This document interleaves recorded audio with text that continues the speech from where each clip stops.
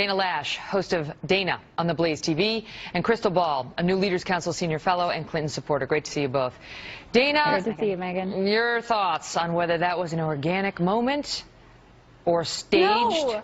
And if it was staged, do we care? It was completely staged. And if Hillary Clinton had any sense, this is Megyn, her response would have been, your mom or women in your family can teach you to have enough self-esteem that you don't have to sit here and depend on what a presidential candidate says. It's incredibly ironic because when I was Brennan's age, when I was a 15-year-old girl, I was learning all about oral sex from Hillary Clinton's husband because that was all the headlines. So it's kind of ironic. Crystal, you want to take that one on? Okay.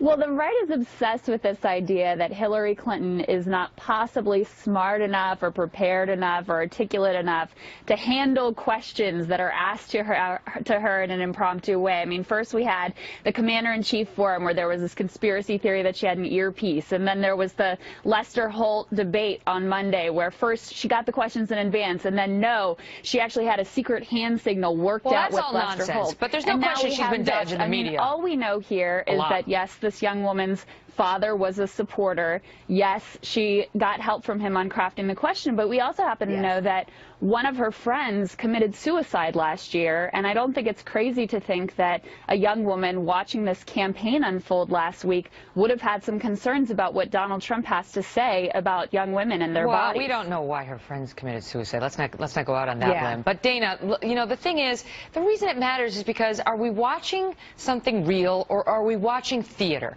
And if we're watching theater, then we should know that. You know, with all due respect to Steve Harvey, who I like, why it should have been disclosed that she had been given the questions in advance and helped craft them. And if this was and if she worked to get this question given to her, her campaign did, then we should know. Is it theater? I mean, because when I'm watching, you know, a river runs through it, I know I'm watching drama.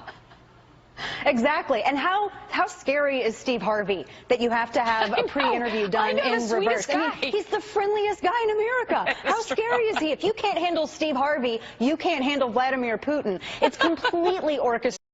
It's total theater. Everything with the Clintons is complete theater. I can't tell if I'm watching politics or if I'm watching like a real-time reality television plus Broadway show. Everything is so contrived. There's nothing organic about it or about how she's going about this. As we watched it on Steve Harvey, Crystal, you know, they unveiled that picture of her from 1961, and she was like, oh.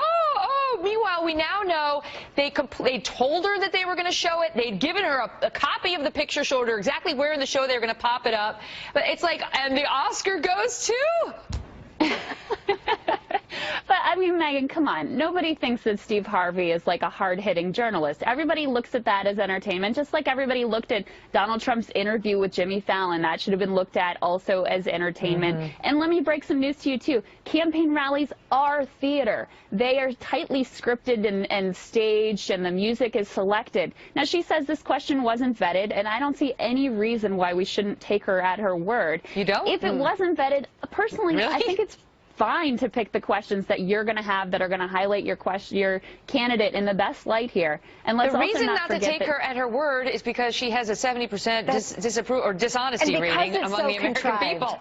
Go ahead, and Megyn, that's a huge point that was just made too. Hillary Clinton is not connecting even with some of the most base Democrat supporters. That's why they're losing, and they're so worried about losing all of these other voters to the Libertarian Party and to people like Gary Johnson, because she is not connecting with individuals. And that's when she needs to roll back on some of the political theater. I think all politicians should, but Hillary Clinton she's like video killed the radio star, but now it's like television and new media, and they've created this like Frankenstein's monster.